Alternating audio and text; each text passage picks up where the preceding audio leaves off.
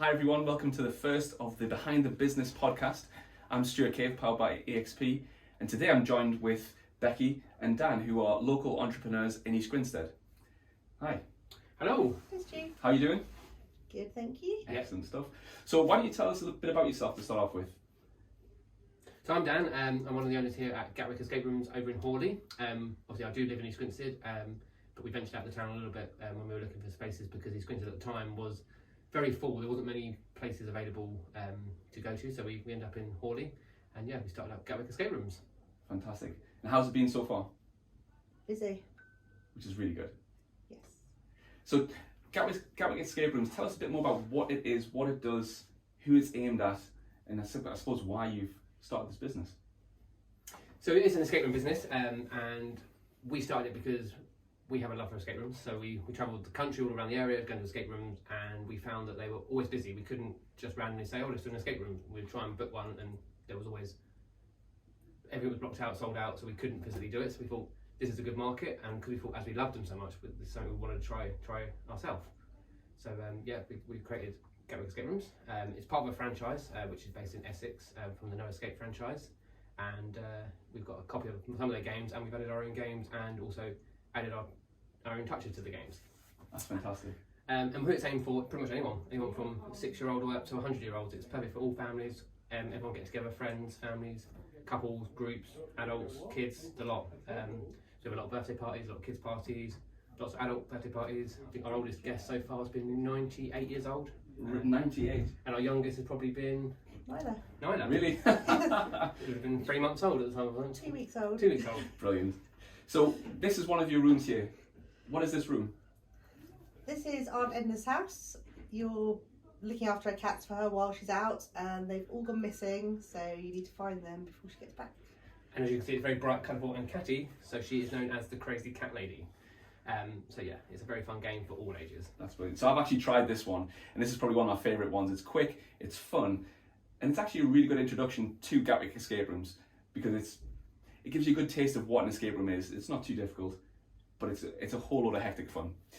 So when you first started the business, you opened this up during the pandemic, right? Yes. What were your initial aspirations for the business?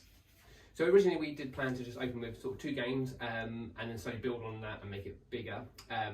We did all the planning and sort of finding the building, doing the lease all pre-pandemic. Right. And then of course, as we were getting closer to signing, that's when sort of COVID struck and things started to go a bit crazy. So we had quite a lot of delays of getting into the premises, but we carried on. It's like, yeah, we're going to get through the pandemic. We'll keep going. But because of the lockdowns and stuff, we had a lot more time. So we managed to open all 5 games, which was not the original plan. Right. Because of the extra time, we thought let's just get it all done. So we managed to open with 5 games in and off lockdown times when we were allowed to open. So yeah, it was the aspirations changed quite a lot because of the pandemic. So what were your initial thoughts during the lockdown? Here you are starting a business, going into this passion project that you absolutely love and you're really excited for, and then all of a sudden it shuts down. What are your thoughts? What are you thinking?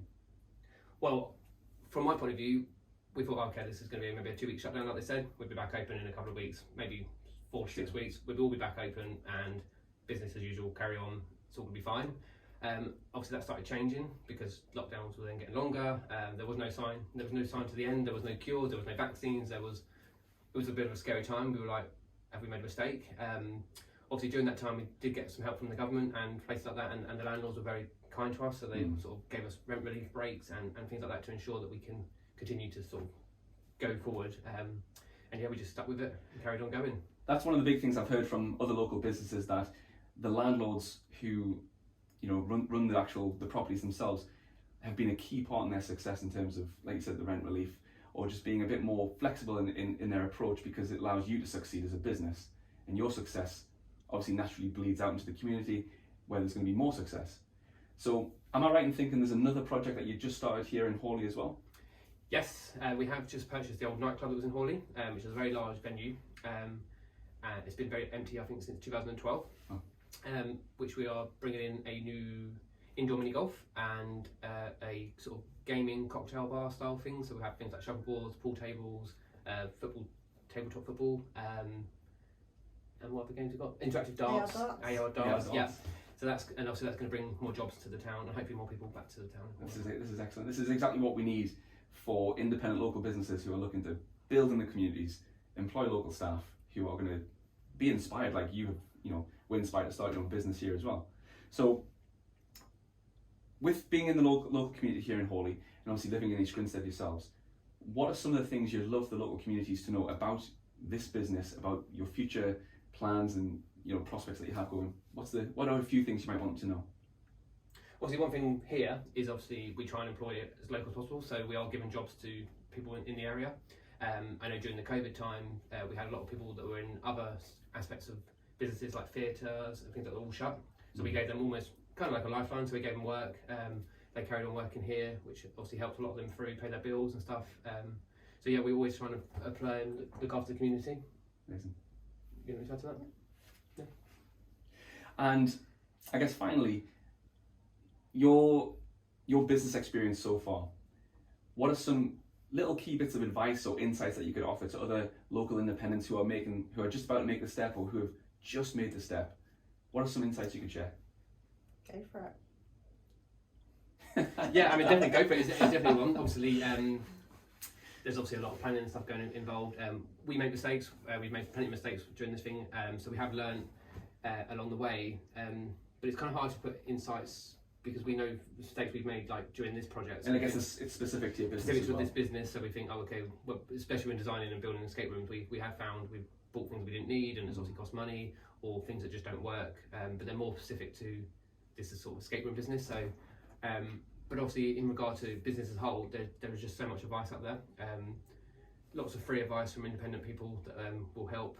Suppliers are always really keen to help. Obviously, I know they want your business, but they do give you a lot of information for free, and they will like come and visit you and say, oh, why don't you do this, just to really help you. So definitely shop around for suppliers that are really, really sort of customer focused, that really want to help you. That's amazing. And I guess we've seen already in the community that there's been such a good response that when you do ask for help, people are willing with the value that they can bring, their kindness, or whether it's their expertise, to help build and succeed, because ultimately it's where they live, it's where they work, they're invested in the area. So yeah, exactly. A bit like the What's Happening in East Grinstead group. Yeah. We have a similar one in Horley, which is Horley Life. And also we posted about the new business in there, and the support we got from the community was unbelievable. Everyone was very excited. But then we also got loads of people saying, oh, well, I offer this, can I help in this way? Or we've had people like, oh, I'm a local councillor, would you like some help with sort of government and council help with different bits and information? So everyone was reaching out, which is really great. So we're now looking at like local DJs and stuff for the premises, local suppliers to help supply drinks or help supply games.